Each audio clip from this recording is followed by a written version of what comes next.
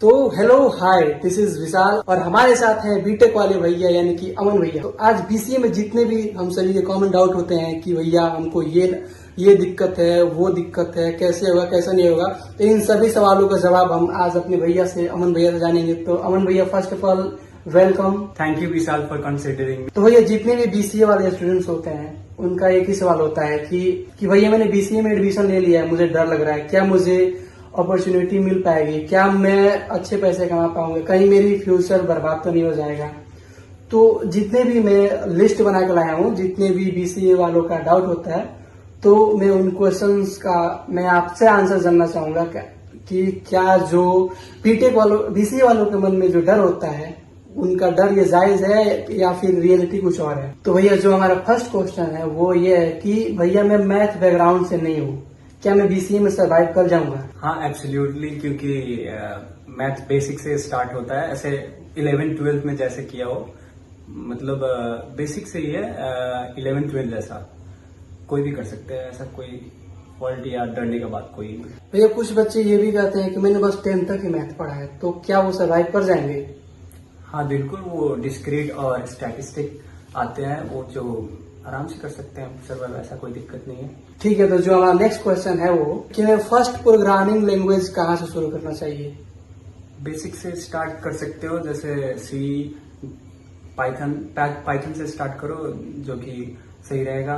Basic scripting रहता है, उसके बाद सी से स्टार्ट, उसके बाद सेकंड में सी स्टार्ट करो। भैया, कुछ स्टूडेंट्स का ये भी सवाल रहता है कि कोडिंग के लिए कि मुझे लैपटॉप कौन सा लेना चाहिए, कितने का बजट में, या फिर किस क्राइटेरिया को ध्यान में रखते हुए मैं लैपटॉप लेना चाहिए? कोडिंग के लिए तुमको जरूरी पड़ेगा जो i3 से स्टार्ट करना, और रैम 8 GB होना चाहिए लमसम, कम से कम। और उसके बाद में i3 या i5 i7 आ चुके हैं जनरेशन, तुम 8 से या 9 से ऊपर ही लेना, ये इतना मिनिमम क्राइटेरिया है। ठीक है, और स्टोरेज कितना लेना चाहिए हमें? SSD में SSD में ही लेना, जो कि बहुत अच्छा परफॉर्मेंस देता है। जैसे कि 512 GB SSD ले सकते हैं। क्यों नहीं, बहुत अच्छा। और वही एक जो ये होता है कि आईटी क्षेत्र में डिग्री का वैलिडिटी ज्यादा है या फिर स्किल्स का? डिग्री तो ऐसे एलिजिबिलिटी क्राइटेरिया है, और स्किल्स तुम्हारे जॉब के लिए, प्लेसमेंट के लिए है।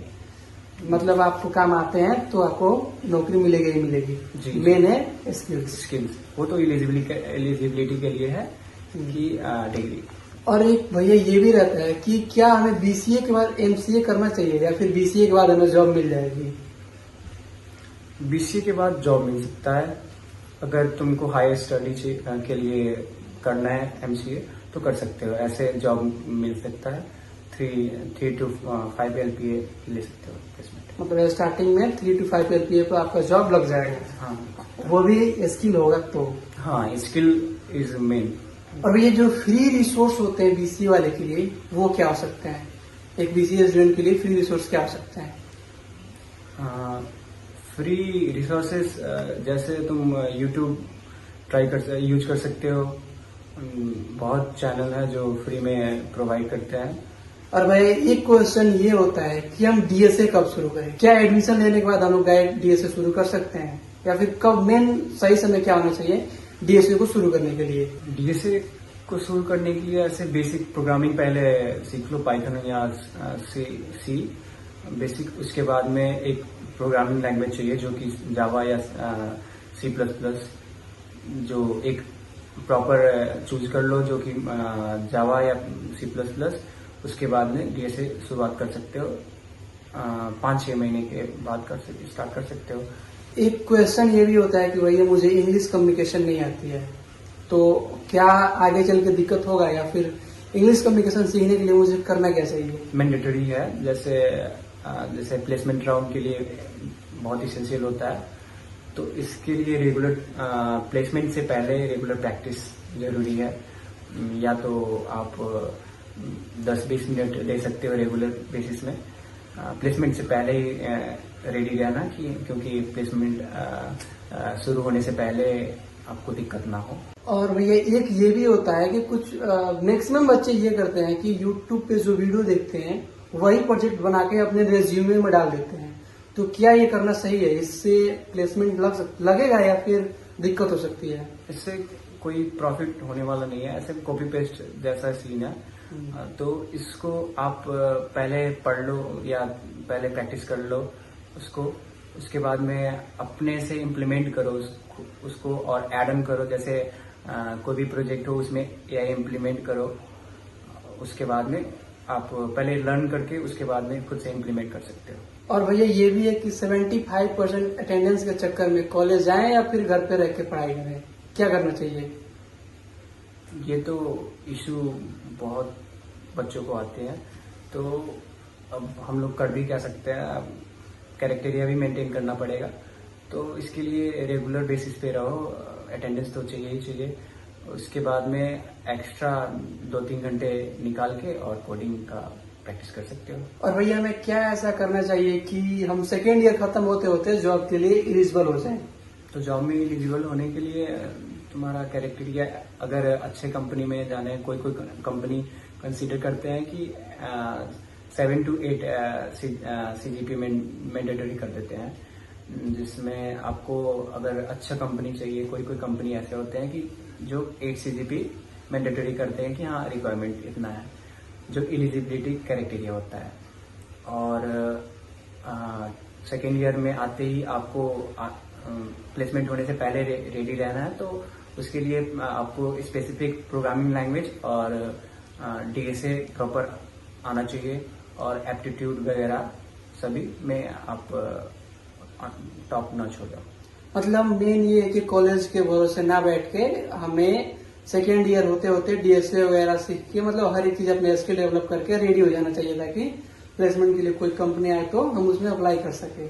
हाँ, या फुल्ली डिपेंड नहीं रहना है कोई भी यूनिवर्सिटी या कॉलेज में, आप खुद से अच्छे से प्रैक्टिस कर सकते हो। ऐसा कोई वो नहीं है कि हाँ कि आपको डिपेंड ही रहना है यूनिवर्सिटी या कॉलेज में, ऐसा पूरा फुल्ली डिपेंडेंट मत रहना। भैया एक क्वेश्चन और है, क्या हम BCA डिग्री करते करते कोई अलग से जॉब कर सकते हैं? ऐसे कोर्स का ड्यूरेशन बहुत कम ही है ऐसे माना जाए तो, क्योंकि प्लेसमेंट अगर अच्छा चाहिए और जल्द ही चाहिए, ऐसे 3 साल का होता है कोर्स, तो ये सही नहीं होगा। क्योंकि अपने जो रेगुलर बेसिक जो मेन स्किल्स है उस पर ध्यान देना बहुत अच्छा रहेगा, क्योंकि फ्यूचर में मतलब जॉब के रिलेटेड इश्यूज ना आए। DSA सीखने के लिए C++ ज्यादा बेहतर रहेगा कि जावा? दोनों लैंग्वेज में कोई भी चूज कर सकते हैं। वैसे कंटेंट C++ में ज्यादा है और जावा भी अच्छा है। जो प्लेसमेंट के टाइम पे ये जावा से मोस्टली पूछा जाता है, तो दोनों का कंसेप्ट रखना और दोनों में से कोई भी एक स्पेसिफिक चूज कर सकते हैं। जैसे अगर आपके यूनिवर्सिटी या कॉलेज में प्लेसमेंट ड्राइव कराते हैं तो अच्छा और इजी होगा कि आप वहीं से ले लें। मतलब मेन ये है कि आप ऑफ कैंपस के भरोसे ना रहे, जितना हो सके इन कैंपस में जॉब लेने का ट्राई करें। अगर नहीं हो पाता है तो ऑफ कैंपस में आपको थोड़ा स्ट्रगल करना पड़ सकता है, लेकिन जॉब मिल सकता है। थोड़ा इफोर्ट ज्यादा लगेंगे। और हमें अपने कोर सब्जेक्ट पे ध्यान देना चाहिए कि या फिर स्पेशलाइजेशन में? अगर आपने स्पेशलाइज सब्जेक्ट भी लिया है तो स्पेशलाइजेशन में खुद ध्यान देना पड़ेगा, और जो कोर सब्जेक्ट है वो उसको रेगुलर चलने दे और स्पेशलाइजेशन में थोड़ा ज़्यादा ध्यान दे, अगर स्पेशलाइजेशन के बेसिस पे आपको जॉब करना है तो। सो ऑलराइट गाइस, हमें जितना क्वेश्चन मिला हमने इनसे बात किया। आपको और भी कौन कौन से डाउट है वो आप सभी कमेंट्स में पूछ सकते हो।